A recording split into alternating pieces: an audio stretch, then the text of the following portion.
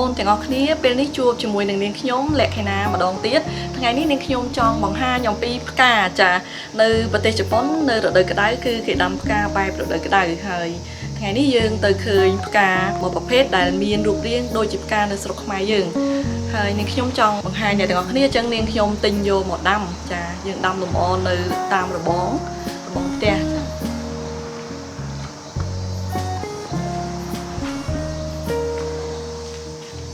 ចាគឺផ្កាមួយនេះឯងអ្នកទាំងអស់គ្នាប្រហែលជានឹកឃើញកាលពីពួកយើងនៅបឋមសិក្សាគឺពួកយើងតែងតែទៅដាំនៅសួនរបស់សាលាហើយមានច្រើនស្ទាប់ចាហើយផ្កានេះគឺគ្រាន់តែឃើញភ្លាមគឺចាប់អារម្មណ៍តែម្ដងហើយពណ៌ផ្កាឈូកគឺមានក្លិនក្រអូបចាឈ្មោះរបស់ផ្កានេះគឺឈ្មោះថា Ginia ចា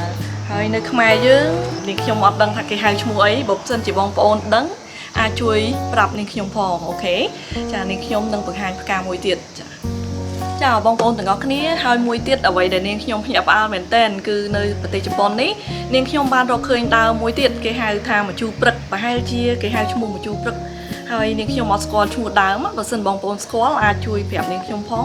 គឺមួយនេះចាអញ្ចឹងមកមើលទាំងអស់គ្នា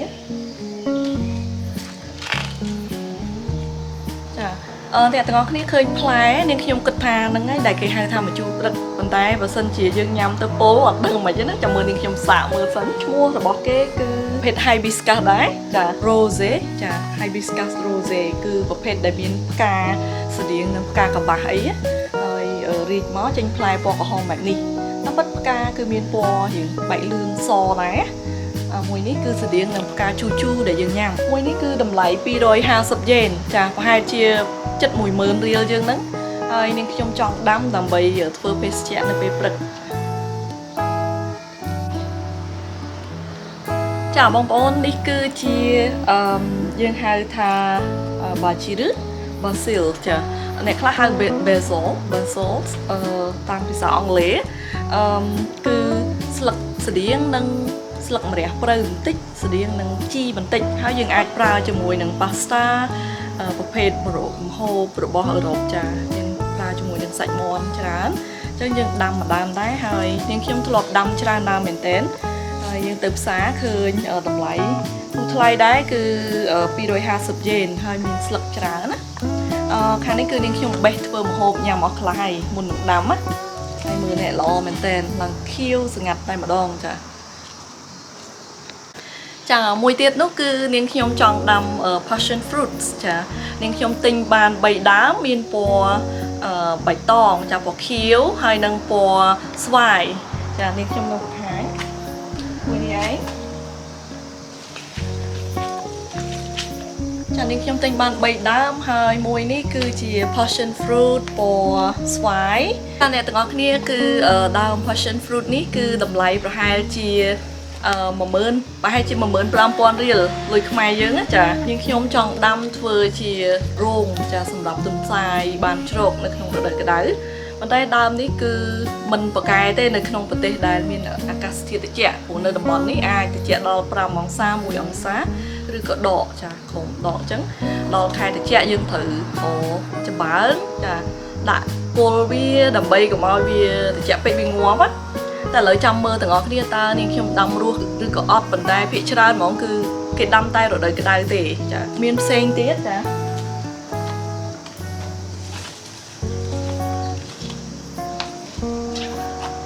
មួយនេះគឺឈ្មោះពិបាកប្រហែលជាមកពីខាងប៉ាគីស្ថានអញ្ចឹងយើងអានទៅជាភាសាជប៉ុនថា Takis ឬ Tia ចាអានេះគឺជាប្រភេទផ្កាពណ៌លឿង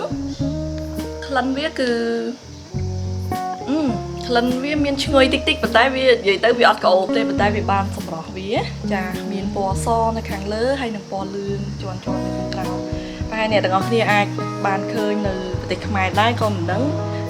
អាចមាននាំចូលដែរព្រោះការនេះគេដាំនៅរដូវក្តៅបានណាតម្លៃវាប្រហែលជាតម្លៃសរសេរថា297យេនចឹងប្រហែលជា10000រៀលចាប្រហែលជាម្ដុំ10000រៀលយើងហ្នឹងចាយើងដាំលម្អនៅតាមបងផ្ទះហើយនាងខ្ញុំចង់ប្រាប់ថាការខាងនេះគឺនាងខ្ញុំចង់ដាំនៅក្នុងថូចាថូទូចលម្អ tam đổ bông chân tới của nơi sọc cho bón nắng cứ cây trôi chật đâm cả cây trôi chật đâm cả lồng o ao kia tao vinh tao máu để chật khang trắng quạt có chui đâm dương và đâm trắng bạc than hay tê hiệp chung vĩnh cứ sọt sàn hơi trong một chop trà niên nhôm miền đam chơi mùi chắc ai cho một bữa chật tịch máu ta bông ôn nó kia đâm thế thà đam ca ní cái hai thà đam ca vậy ca ní cứ kia đâm lồng ó nơi khang nông kia than ai dạ kia mình làm pin nắng dân từ đồ chi mà đòn trà dân triềm chi còng ní sầm nạp đồ đây mua hai sập đi cứ cái là đầm mình làm pin nắng cứ chụp bài thì ấy vì chập đà mà chủ sập trên mau viên ngọt đầm khla trà dân thực bày về tranh chứ phải là đồ chi bìa bơ nữa cười bị chủ tròn đó nè hay đam đấy cứ ọt trai ca tập tràn thế dân đam được nông một lục bàn còn đây còn là tha vì chủ sập á chủ sập này nhưng hiện bè bàn trà đó làm tên gì ọt số lên toàn là dân đồ vì chỉ bật toàn và chân đấy bị ngóp hay đài chả đam chơi mà đam ní cứ miền trung tha Dracena consine chả cứ chia bộ phết đam chơi tăng được nông té hai tầm lầy rồi bỏ vía cứ chắp pi mùi mơn trên làng chả tam tụm hôm để đam chân tụm hôm đam mùi ní hai chia bay mơn trên ấy á chả cái lúa hơi thay mình tiền từ về class có cái miền discount cho tầm lầy thì túi nhưng ai tình nhiều mà tăng nông té bàn chân đam ní cứ sòng khăn á bông ổn và sân chỉ viên ngóp trên đài lôi phủ về thay á cho nên thử đồ chi vì hay mưa nên nhóm bè bàn chờ nè vì ngọt slực á vì chập đam chụp đủ slực về là tất vì ớt sơi khốp với cô vì tất chởn bé cô vì ai chụp đủ slực này lấy đấy cứ dân chập đam tay mà đón toàn chân dương từ đam từng ngọt cái gì kia đời xa tờ thôn ấy cứ dân đam ca bị nằm tới chân là lớn cứ dân đặt đây chi mà trà cái hàng mà scoop mà chột nứng đập chột nó cứ đặt hết dương chủ dưới chân máu làm vậy dương đâm ca tham mấy á nên làm tham mấy bao giờ chà dương trôi vậy nứng đi chi chiết tấm bắt tua bay thì dương ở ca dương khai thì chẹt ngọt ở hai dương ở bàn đắm quýnh còn tay dương chi dương sủi tật làm vậy ở đây cũng như sao nó hô đó nhưng khi dương chọn đâm anh ngay khỏi tới thì xuống vì ở sọt phê vì nó chi chiết á anh nâng máu thôi đặt ca dương tại đồ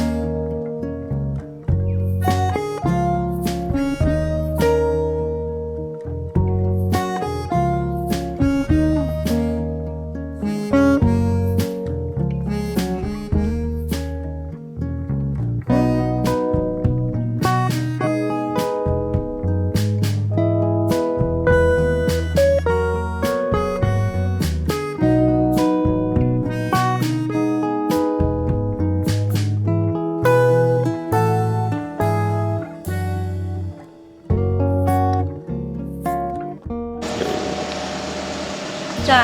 ពេលនេះយើងដាំរួចរាល់បាន4ផើងយើងនៅសល់មួយទៀតយើងនឹងរៀបចំចងបន្ថែមចានៅខាងនេះចាខាងនេះយើងដាំហើយហើយនៅខាងនោះដែរមែនតើអ្នកទាំងអស់គ្នាពណ៌លឿងលាយកាជូហើយខាងនេះគឺពណ៌លឿងលាយទឹកក្រូចស្អាតខ្លាំងអ្នកទាំងអស់គ្នានេះគេដាក់ថា Hakko Aburacasu អញ្ចឹងជាប្រភេទដុំ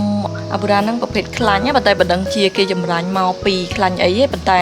Hakko មានន័យថា fermented ណាអញ្ចឹងគេផ្អាប់ចាគឺជាដុំជីផ្អាប់ណាហើយធំឈួលមែនតើគឺយើងដាក់នៅទ្រាប់បាតក្រោមហើយនឹងយើងលាយដីជីនេះដែរ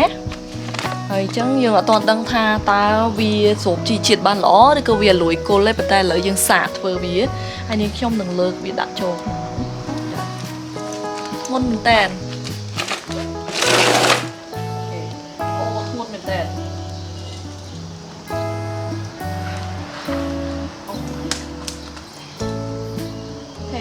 ឥឡូវយើងដាំចារួចរាល់ហើយអ្នកទាំងអស់គ្នាមើលផ្ការបស់យើងដែលដាំមិញនេះចាមាន1 2 3 4 5ចាយើងរួចរាល់ហើយនឹងយើងដាំបន្ថែមទៀតតោះ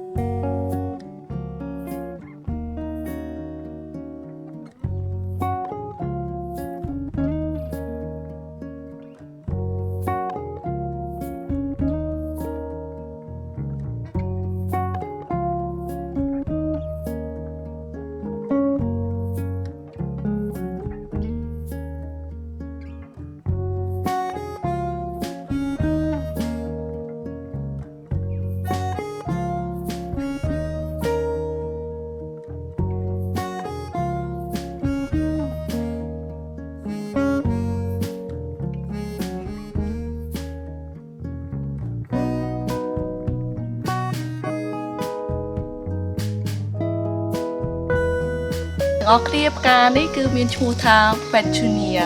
ចាផ្កានេះយើងមើលនៅក្នុងទូរទស្សន៍ជប៉ុនណាគឺគេប្រាប់ថានៅពេលដែលវាផ្កាអស់គឺយើងត្រូវកាត់វាឲ្យរាងខ្លីអញ្ចឹងឆ្នាំក្រោយវានឹងបានរីកពេញនឹងមកតែម្ដងទោះបីជាយើងអត់កាត់គឺវាមានគ្រាប់អញ្ចឹងវាជ្រុះហើយវាដុះមកថ្មីប៉ុន្តែបើសិនជាយើងចង់រក្សាទម្រង់ហ្នឹងណាដើមចាស់របស់វាគឺដាច់ខាតយើងត្រូវទៅកាត់ចាឥឡូវផ្កានេះគឺនៅសល់តិចមែនតើអញ្ចឹងយើងអាចកាត់បានអញ្ចឹងយើងមកមើលឲ្យចិត្តតិចណាគឺនេះតាមពិធីរបស់នៅខាងប៉ុស្តិ៍ទូទាស់គឺគេឲ្យយើងកាត់ចាកាត់ដល់គល់ហ្មងក៏បានដែរចាកាត់ធំហ្នឹងហើយកន្លែងកាត់មកគឺយើងអាចយកទៅដាំបានទៀតយើងអាចយកមកដោតនៅគៀននេះអញ្ចឹងវាអាចនឹងដុះចាគេឲ្យយើងកាត់ចេះបើសិនយើងអត់កាត់គឺវាអត់បែកមែកទេអ្នកនរគ្នាត្រូវតែកាត់តែខាតចា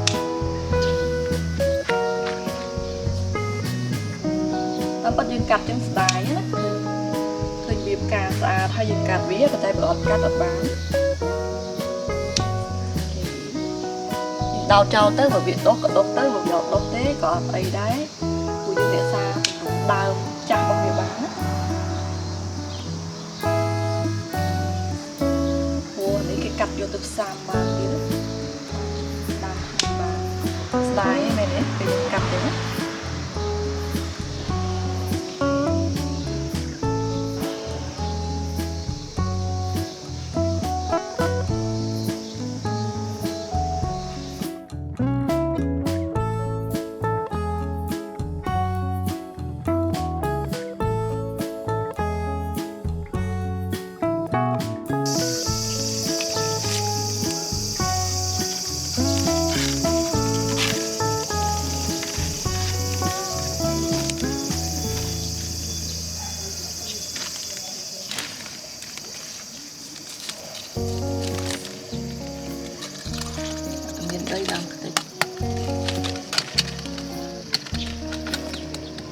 អ្នកទាំងអស់គ្នានេះគឺជា jasmine ផ្កាម្លិះឥឡូវយើងបានដាក់ដាំនៅនឹងដីផ្ទាល់តែម្ដងចាហើយយើងសូចទឹកមកបានហើយហេអានេះគឺ rosemary អ្នកទាំងអស់គ្នាrosemary យើងដាំសម្រាប់យើងធ្វើ steak ចាពណ៌ស្វាយយើងកាត់ឈូកយើងដាំនៅ backyard របស់យើងហើយពេលយើងត្រូវការយើងមកបេះទៅយើងមានជីពណ៌ត្រីហើយនឹង rosemary ឥឡូវហ្នឹងណាមើលនាងខ្ញុំចង់បានជីពងទាកូនខ្ញុំមកដាំដែរអូខេដាំ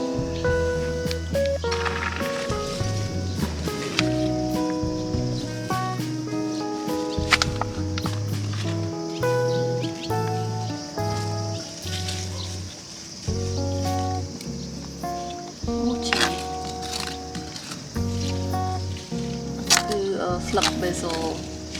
ជីស្តៀងម្រះព្រៅយើងអាចដាំដើម្បីញ៉ាំជាមួយនឹងបាញ់ឆែវធ្វើប្រហុកធ្វើអីញ៉ាំជ្រលក់ក៏បានដែរនិយាយទៅញ៉ាំបានទូទៅតែម្ដងបេសូហ្នឹងយកទៅឆាមាន់ម្រះព្រៅចាជំនួសម្រះព្រៅក៏បានដែរហើយនេះជីថ្ពាល់ត្រីអញ្ចឹងយើងអត់ដកវាយើងដាំវានៅអែបហ្នឹងទៅវាដុះមកទៀតហើយជីវាតិចទៅកប់ចោលទៅស្រួលដុំទៅតាំ